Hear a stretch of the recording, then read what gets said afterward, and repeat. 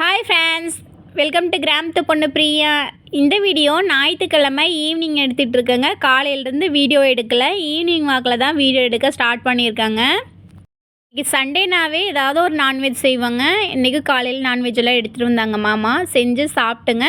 கொஞ்சம் நேரம் வீட்டுட்டு இருக்கிற வேலையெல்லாம் பார்த்துட்டு ரெஸ்ட் எடுத்துகிட்டு ஈவினிங் வாக்கில் தாங்க ஆடை ஊற்றி விட்டுருந்தேன். மாமா வந்து செடிக்கெல்லாம் தண்ணி போட்டு விடுறேன்னு சொல்லிட்டு போட்டு விட்டுட்டு இருந்தாங்க. பாப்புக்குட்டி வந்து தண்ணியில் உட்காந்துட்டு விளாண்டுட்டு இருந்தா. பாப்பா குட்டி பையனுக்கெல்லாம் தண்ணி பார்த்துட்டு எப்படி தான் இருக்குமோ தெரிலங்க, தண்ணியில் விளையாட ஸ்டார்ட் பண்ணிடுறாங்க.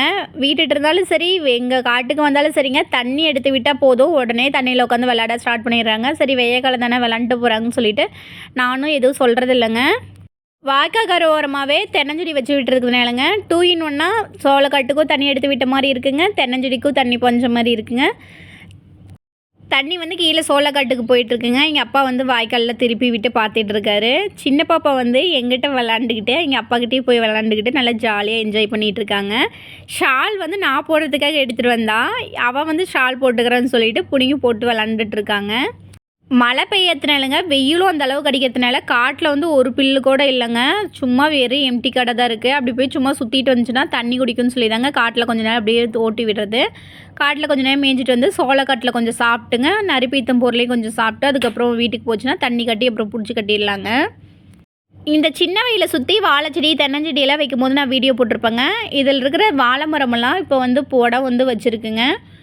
நம்ம வீட்டுக்கு முன்னாடி இருக்கிற வாழை தோட்டத்தில்ங்க, இந்த வாழை மரத்துக்கு வந்து முட்டு கொடுக்காத விட்டுட்டோம். அது வந்து சாஞ்சு போச்சு. இந்த காயை வந்து வெட்டி போட்டோம்னாவே பழுத்துக்குங்க. காய் ஓரளவுக்கு நல்லாவே திரண்டுருச்சுங்க. வெட்டி போட்டோம்னா நல்லாவே பழுத்துரும். அதுக்கு பக்கத்தில் இருக்கிற மரத்துக்கு வந்து முட்டு கொடுத்துட்டு இது சரி நல்லா தான் இருக்குன்னு சொல்லி விட்டுருந்தோம். அது வந்து சாஞ்சு போச்சு. ஆடெல்லாம் மேய்ச்சிட்டு வீட்டுக்கு வந்து வந்தாச்சுங்க. வாசல்கிட்ட போகிற வழியில் 2 தார் வந்து விட்டுருக்கு. அதுவுமே நல்லாவே திரண்டுருச்சுங்க. இன்னும் 2 நாளையில் பழுத்துரும்னு நினைக்கிறேன். இந்த வீடியோ நான் இப்போ வாய்ஸ் ஓவர் கொடுத்துட்ருக்கிறப்ப அந்த பழம் வந்து வெட்டி வீட்டில் வந்து பழுக்க போட்டாச்சுங்க. பெரிய தராக இருக்கிறதுனால கடை கொடுத்துடலான்னு சொல்லிட்டு வெட்டி வச்சுருக்கோம். காலையில் தாங்க வாசல்லாம் கூட்டி தண்ணி தெளித்து விட்டுருந்தேன். அதுக்கெல்லாம் வாசல் பாருங்கள் எவ்வளோ மோசமாக இருக்குதுன்னு சொல்லிட்டு. ஈவினிங் ஆயிடுச்சு. இனிமேல் கோழியெல்லாம் பிடிச்சி கொண்டு போய் அடைக்கணுங்க. 2 கோழி அடைஞ்சிருக்குங்க. 2 கோழியும் பிடிச்சி அடைக்கணும். லைட் போட்டு விட்டு காட்டுறேங்க பாருங்கள். 2மே வீட்டில் தான் வந்து அடைஞ்சிருக்கு. 2 கோழியும் பிடிச்சிட்டு போய் கொடாப்பில் பிடிச்சி அடைச்சிட்டு ஆட்டெலாம் பிடிச்சி அந்த இடத்துல பிடிச்சி கட்டணுங்க. ஆடு மேய்க்க போகிறதுக்கு முன்னாடியே ஃபஸ்ட்டு பூ பறிச்சிட்டு போயிடுவேங்க. காட்டில் உட்காந்து பூவெல்லாம் கட்டிட்டு வந்துடுவேன். இன்றைக்கி வந்து கொஞ்சம் நேரமாகவே ஆடு ஓட்டிகிட்டு போயிட்டேன். அதனால் இப்போ கொஞ்சம் பூவெல்லாம் பறித்து வச்சிடலான்னு சொல்லிட்டு பறிச்சிட்ருக்குங்க. நம்ம வீட்டுட்டு இருக்கிற கத்திரி செடிக்கு வந்து நோவு விழுந்துருச்சுங்க. முருவாழ்ச்சி நோவு இல்லைங்களா, அது மாதிரி நோவு விழுந்துருக்கு. இதுக்கு வந்து மிளகாக்கட்டு பவுடர் அடித்து விடலான்னு சொல்லிட்டு இருக்குங்க. மிளகாக்கட்டு பவுடர் அடித்து விட்டோம்னா நோவுலாம் நல்லா தெளிஞ்சுக்குங்க. இந்த குண்டுமல்லி செடி, இந்த கத்திரி செடிக்கு பக்கத்தில் குண்டுமல்லி செடி வச்சுருக்கு இல்லைங்களா, அதில் நிறையா முக்கு இருக்குது. அதை பறித்து வச்சோம்னா ஒரு தலைக்கே மேலே ஆகுங்க. பூ வந்து பாருங்கள் பெரிய பெரிய முக்காக நல்லா சூப்பராக இருக்குங்க. செடிக்கெல்லாம் ஈவினிங் டைம் தாங்க தண்ணி போட்டு விடுறது. தண்ணி இப்போ தான் போட்டு விட்டுருக்கேன். தண்ணி வந்து பாஞ்சிட்ருக்கு. பக்கத்தில் இருக்கிற ஆமரமண்ணு பூச்செடியிலே நிறையா பூ இருக்குங்க. நேற்று வந்து பூ வந்து பறிக்கல, பாப்பாக்கெல்லாம் ஸ்கூல் லீவு தானேன்னு சொல்லிட்டு பறித்து வைக்கலங்க. எவ்வளோ பூ வெடிச்சு போயிருக்குன்னு சொல்லி பாருங்கள். நம்ம வீட்டில் பூ இல்லாதப்ப அடுத்து இங்கே வீட்டில் ஏதாவது செடியில் பூ இருந்துச்சுன்னா பார்க்கும்போது அவ்வளோ ஆசையாக இருக்குங்க. அந்த பூச்செடி எப்படா நம்ம வீட்டில் வாங்கி வச்சு பூ வைக்கலான்னு சொல்லிட்டு.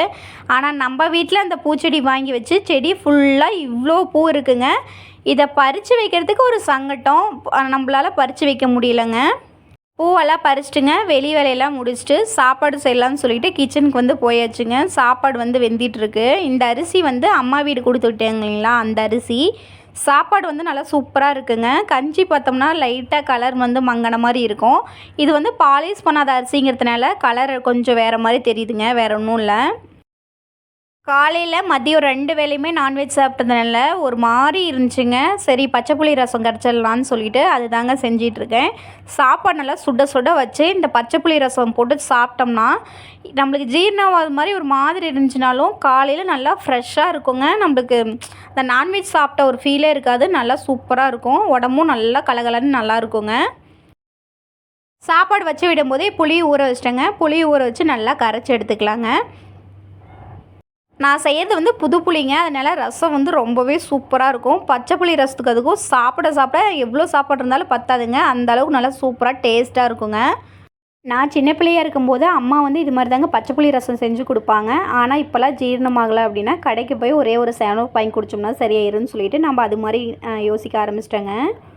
புளியை ஃபஸ்ட்டு நல்லா கரைச்சிக்கலாங்க. அது கூட ஃபஸ்ட்டு உப்பு சேர்த்துட்டு உப்பு நல்லா ஃபஸ்ட்டு கரைச்சி விட்டதுக்கப்புறம் சின்ன வெங்காயம் வந்து கொஞ்சம் அதிகமாகவே சேர்த்துக்கலாங்க. வாயில் கடிப்படும்போது டேஸ்ட் வந்து நல்லா சூப்பராக இருக்கும். அது கூட ஜீரக பூண்டை வந்து இடிக்கல்லில் போட்டு நல்லா இடித்து அதையும் சேர்த்துக்கலாங்க. காரத்துக்கு வந்து வரமிளகாய் சேர்த்துக்கோங்க. வரமிளகாய் வந்து கொஞ்சம் அதிகமாகவே சேர்த்துக்கோங்க.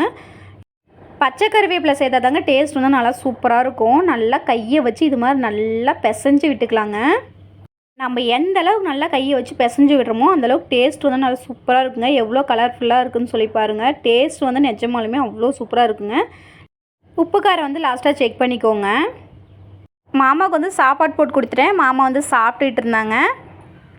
அதுக்குள்ளே பெரிய பாப்பா வந்து அம்மா வீட்டில் இருந்தாங்க. பெரிய பாப்பா கூட்டிகிட்டு தம்பி வந்து வந்திருந்தான். தம்பிக்கும் பெரிய பாப்பாவுக்கும் சாப்பாடு போட்டு கொடுத்தேன். அவங்க 2 பேரும் சாப்பிட்டுட்டு இருக்காங்க. கிச்சனில் கொஞ்சம் வேலை இருந்துச்சுங்க. அந்த வேலையெல்லாம் முடிச்சுட்டு நான் சாப்பிட்லான்னு சொல்லிவிட்டு கிச்சனுக்கு வந்து வேலை செய்கிறதுக்காக போயிட்டேன். இங்கே எல்லாம் நாயும் பேசிட்டு நல்லா ஜாலியாக சாப்பிட்டுட்டு விளாண்டுட்ருக்காங்க. நம்ம வீட்டு குட்டி பையன் ரொம்ப வாண்டுங்க. அவன் கைகள் வந்து ஒரு இடத்துல சும்மாவே இருக்காது. ஏதாவது ஒன்று பண்ணிவிட்டு துருன்னு ஆடியே தாங்க இருப்பான். தூங்குறப்ப மட்டும்தான் அவன் கையும் காலும் ஒரு இடத்துல இருக்கும். சின்ன பாப்பா அப்படி தாங்க. பெரிய பாப்பா தான் எங்கள் வீட்டில் கொஞ்சம் அமைதின்னு சொல்லலாம். அவள் தான் கொஞ்சம் சைலண்ட்டாக இருப்பான். ஆனால் சின்ன பாப்பா பாருங்க, எங்கள் அக்கா எங்கே இருக்காளோ அதே இடத்துல தான் இவளும் போய் விளாண்டுட்டு 2 பேரும் சண்டை பண்ணிகிட்டே இருப்பாங்க. அவங்க சண்டையை விலகிறதுக்கு ஒரு ஆள் பக்கத்தில் வேணுங்க. ஒவ்வொரு அப்பா பார்த்தோம்னா அவங்கள மாதிரி ஒத்துமையாக யாராலையும் இருக்க முடியாதுங்கிற மாதிரி அவ்வளோ ஒத்துமையாக விளையாடுவாங்க. ஆனால் சண்டை பண்ணிக்கிட்டாங்கன்னு வச்சுங்களேன், அவங்கள சண்டையை விளக்கிறதுக்கு ஒரு ஆள் பக்கத்துலேயே வேணும். இப்போ தம்பி வந்து மிரட்டிகிட்டே இருக்கான். அவங்க அக்கா அங்கே உட்காந்துருக்காளடா, நீ அங்கே அது மேலே ஏறாதன்னு சொல்லிவிட்டு அவள் கேட்குற மாதிரியே இல்லைங்க. பெரிய பாப்பா வந்து தூரம் எழுந்திரிச்சு போயிட்டான். கிச்சன் வேலையெல்லாம் முடிச்சுட்டுங்க, ஃப்ரெஷ்ஷாக போய் குளிச்சுட்டுங்க. அதுக்கப்புறம் சாப்பிட்டு ஒரு படம் பார்க்கலான்னு சொல்லிட்டு பாதி படம் பார்த்தேங்க. செம்மையாக தூக்கம் வந்துடுச்சு, படுத்து தூங்கியாச்சு. இந்த வீடியோ அடுத்த நாள் காலையில் திங்கக்கிழமை வந்து எடுத்துகிட்டு இருக்கேங்க. திங்கக்கிழமை காலையில் எழுந்தவே கொஞ்சம் படப்படப்பாகவே இருக்குங்க. ஏன்னா 2 நாள் நல்லா ஜாலியாக ரிலாக்ஸாக வேலையெல்லாம் முடிச்சுட்டு அதுக்கப்புறம் சாப்பாடு செஞ்சு சாப்பிடுவோம். ஆனால் திங்கக்கிழமை காலையில் நேரமாக சாப்பாடு செஞ்சுட்டு குழந்தைங்கள 3 பேர்த்தையும் ஸ்கூல் வந்து கிளப்பணும் இல்லைங்களா, அதனால ரொம்ப பரபரப்பாக ஒரு மாதிரி டென்ஷனாகவே இருக்குங்க.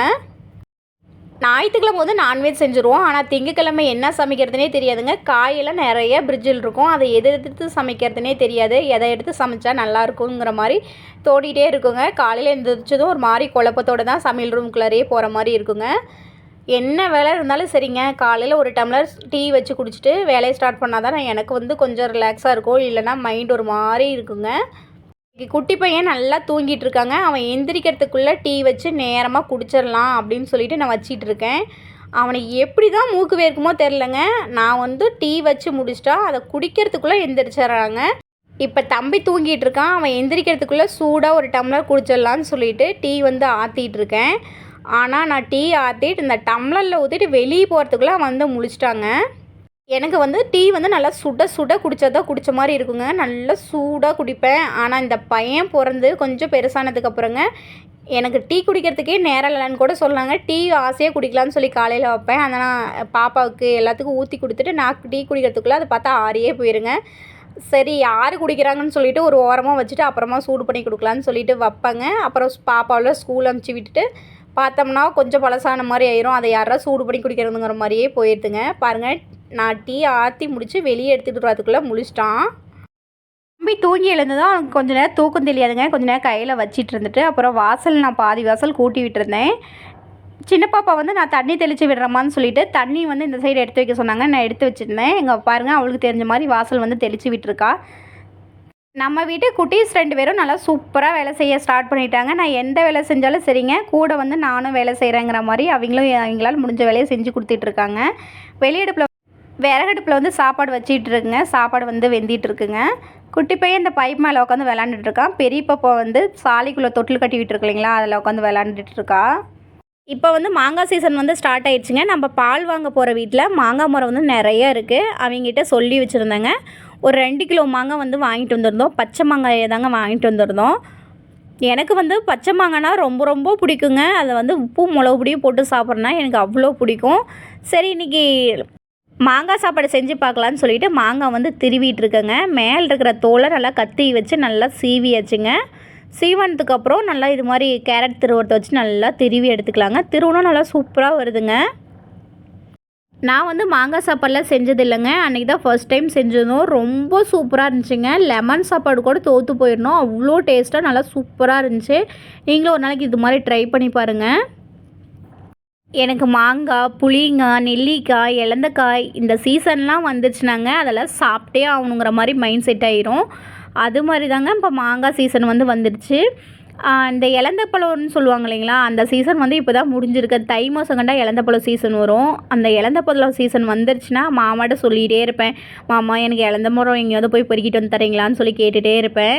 இப்போ வந்து மாங்காய் வந்து பால் வாங்க போகிற எங்கள் வீட்லேயே இருக்கிறதுனால ரொம்ப வசமாக போச்சுங்க. அவங்ககிட்ட சொன்னால் போதும், தாத்தா வந்து அறுத்து வச்சுருவாங்க, நாங்கள் போய் வாங்கிட்டு வந்துடுவோம். மாங்காய் சாப்பாட்டுக்கு தேவையான பொருளெல்லாம் ரெடி பண்ணி எல்லாம் எடுத்து வச்சிட்டாங்க. பாப்பா போய் குளித்து விட்டுட்டு வரங்காட்டி சாப்பாடு வந்து வெந்துடும்.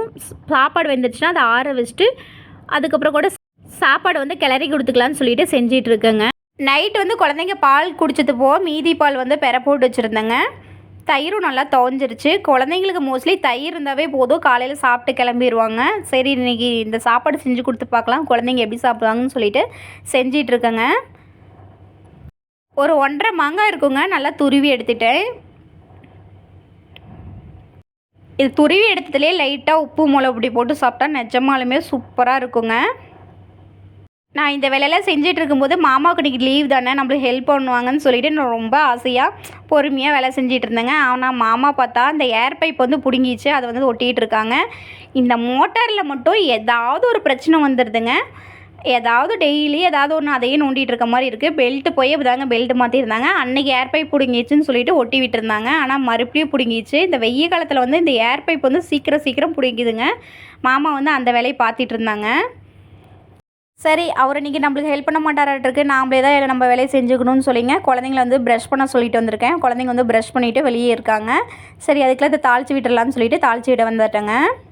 வடைச்சட்டி வச்சு கொஞ்சம் அதிகமாகவே எண்ணெய் ஊற்றிக்கலாங்க. உளுத்தம் பருப்பு, கடலைப்பருப்பு, கடுகு எல்லாத்தையும் சேர்த்து நல்லா பொரிய விட்டுக்கலாங்க. இந்த சாப்பாட்டுக்கு வந்துங்க உளுத்தம்பருப்பு கடலைப்பருப்பெல்லாம் சேர்த்துக்கிட்டோம்னா வாயில் கடி போடும்போது டேஸ்ட் வந்து நல்லா சூப்பராக இருக்குங்க.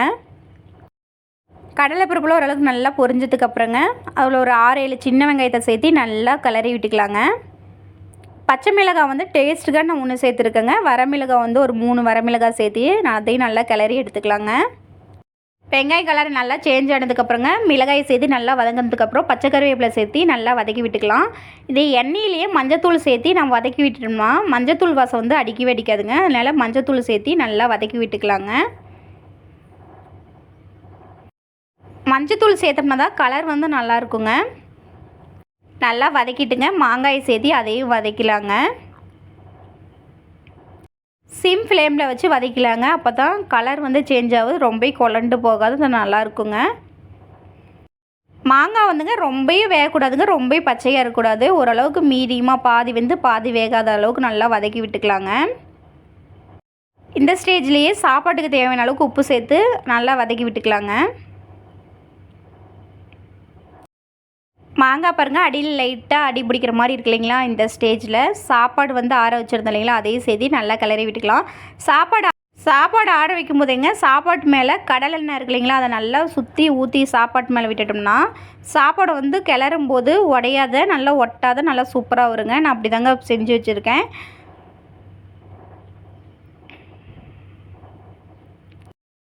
சாப்பாடு வந்து கொஞ்சம் கொஞ்சமாக சேர்த்து நல்லா கிளறிக்கலாங்க. கண்டிப்பாக இந்த சீசனில் இந்த சாப்பாட்டை மிஸ் பண்ணாதீங்க, அவ்வளோ சூப்பராக இருக்குங்க. ஒரு நாளைக்கு கண்டிப்பாக ட்ரை பண்ணி பாருங்கள். சாப்பாடு வந்து நல்லா சூப்பராக ரெடி ஆயிடுச்சுங்க. பாப்பாவெல்லாம் குளித்து விட்டு தலையில் சீவி விட்டாச்சுங்க. மாமா வந்துட்டார் அதுக்குள்ளே. சரி சாப்பாடுனாச்சும் ஊட்டி விடுங்கன்னு சொன்னேன். மாமா வந்து சாப்பாடு ஊட்டி விட்டுட்ருக்காங்க. குட்டி பையனுக்கு வந்து பசி பயங்கரமாக எடுத்து போச்சுங்க. காலையில் 1 டம்ளர் தான் பால் மட்டும் தான் குடித்தான் அன்றைக்கி. அதனால் பசியாகி போனது ஒரே அழுகங்க. எதுக்கு அழுகுறானே தெரில, அவ்வளோ அழுக. அதுக்கப்புறம் தயிர் சாப்பாடு தனியாக அவனுக்கு வட்டில் போட்டு கொடுத்துட்டு டேபிளில் வந்து பாட்டு போட்டு விட்ட சொல்லி அவன் போய் பக்கத்தில் உட்காந்துக்கிட்டான். அவனுக்கு இந்த பட்டர்ஃப்ளை சாங் இருக்கு இல்லைங்களா, அதுனா ரொம்ப பிடிக்கும். அம்மா பட்டக்காயின்னிட்டே இருப்பான். அந்த சாங் மட்டும் போட்டு விட்டுட்டோம்னா போய் பக்கத்தில் வட்டில் எடுத்துகிட்டு போய் வச்சுங்க, உட்காந்து அவனே சாப்பிட்டுட்டு இருக்கான். குட்டி பையனுக்கு இன்றைக்கி சாப்பாடு யாருமே ஊட்டி விடலைங்க. குட்டி பையனே சாப்பிட்டான். நேற்று வந்து பூ பறித்து வச்சுருந்தேன் இல்லைங்களா, அதை எடுத்து அப்படியே ஃப்ரிட்ஜில் வச்சுருந்தேன். பாப்பா வந்து ஸ்கூல் கிளம்பிட்டாங்க. எங்கள் அப்பா சாப்பாடு ஊட்டி விட்ற கேப்பில் நான் வந்து பூ கட்டி பாப்பாவுக்கு வந்து வச்சு விட்டுடுங்க. பூ வந்து வச்சு பெருந்தலையாக போனாங்கன்னா எனக்கு ரொம்ப பொக்குன்னு போயிருதுங்க. இந்த வீடியோவில் ஏதாவது ஒரு பாட்டு உங்களுக்கு பிடிச்சிருந்துச்சின்னா மறக்காமல் லைக் பண்ணுங்கள், ஷேர் பண்ணுங்கள், கமெண்ட் பண்ணுங்கள். ப்ளீஸ் சப்ஸ்கிரைப் பண்ணி வச்சுக்கோங்க. ஓகே பாய்ங்க.